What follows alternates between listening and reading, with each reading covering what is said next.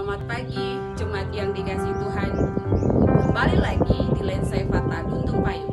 Apa kabar Bapak Ibu Saudara-saudari sekalian? Selalu dalam keadaan sehat dan diberkati Tuhan.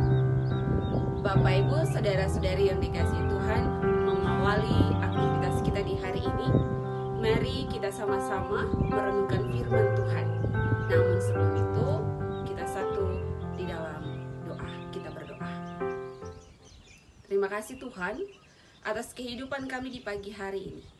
Kalau kami boleh bangun dalam keadaan tubuh yang sehat dan kuat, kami percaya itu semua karena kasih karunia dalam kehidupan kami. Namun kalau di antara jemaat kami ada yang sakit dan lemah tubuh, kami juga tetap percaya bahwa kuasa Tuhan akan memulihkan dan menyembuhkan mereka. Terima kasih banyak Tuhan.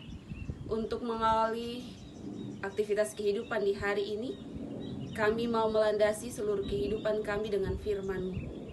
Oleh itu Tuhan, biarlah roh Tuhan yang ada pada kami masing-masing pribadi mau membuat kami mengerti apa yang kami baca dan kami renungkan di pagi hari ini melalui firman-Mu. Terima kasih banyak Tuhan Yesus, bersabdalah karena kami siap mendengarkan firman-Mu. Amin. Jemaat yang dikasihi Tuhan, hari ini pembacaan kita terambil dari Roma 8 ayat 12 sampai ayatnya yang ke-13. Roma 8 ayat 12 sampai ayatnya yang ke-13. Dan diberikan tema dipimpin roh beroleh hidup. Dan fokus ayat perenungan kita di pagi hari ini terambil dari ayat 13. Ayat 13 menjadi fokus perenungan kita yang berbunyi demikian. Sebab jika kamu hidup menurut daging, kamu akan mati. Tetapi jika oleh roh kamu mematikan perbuatan-perbuatan tubuhmu, kamu akan hidup. Demikian firman Tuhan, haleluya. Jemaat yang dikasihi oleh Tuhan Yesus Kristus, ketika kita membaca Roma pasal 8 ini, kita akan menemukan bahwa Rasul Paulus membedakan dua prinsip hidup yang sangat berbeda dan saling bertentangan. Adapun dua prinsip hidup ini, yang pertama disebutnya dengan hidup menurut daging. Lalu yang kedua, hidup menurut roh.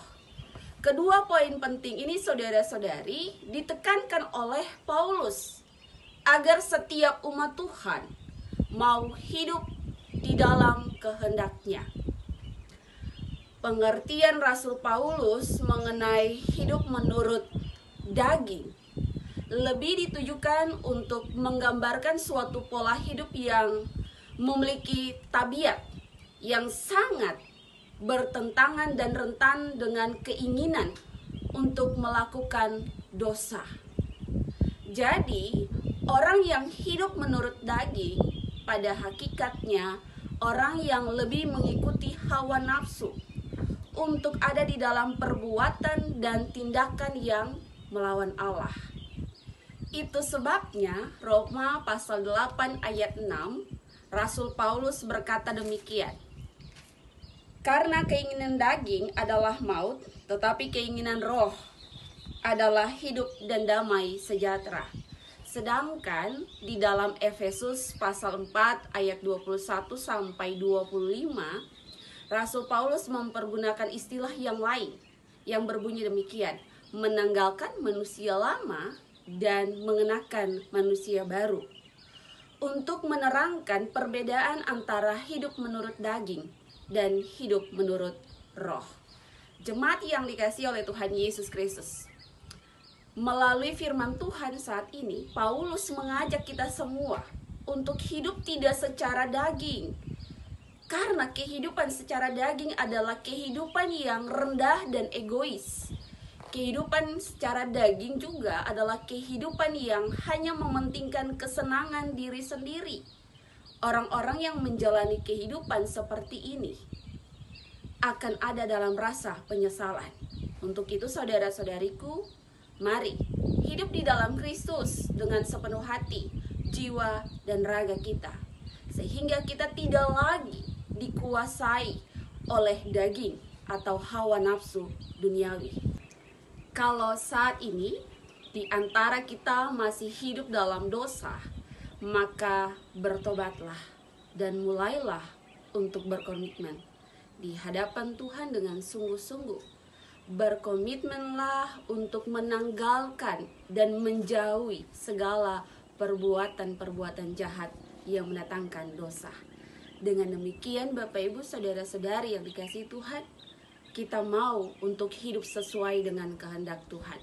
Kehendak Tuhan di dalam Roh Kudus, yaitu kita melakukan perbuatan-perbuatan yang melahirkan kebenaran, keadilan, dan damai sejahtera.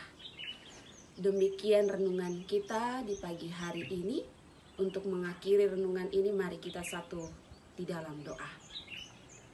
Bersyukur bagimu Bapa, kalau kami boleh bangun di pagi hari dan kami boleh diingatkan melalui firman-Mu untuk hidup sesuai dengan kehendak-Mu di dalam tuntunan Roh Kudus.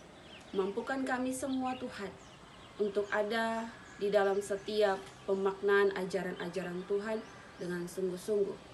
Dan jadikanlah kami untuk hidup menjadi anak-anak Tuhan. Terima kasih Tuhan. Inilah seluruh kehidupan kami di hari ini.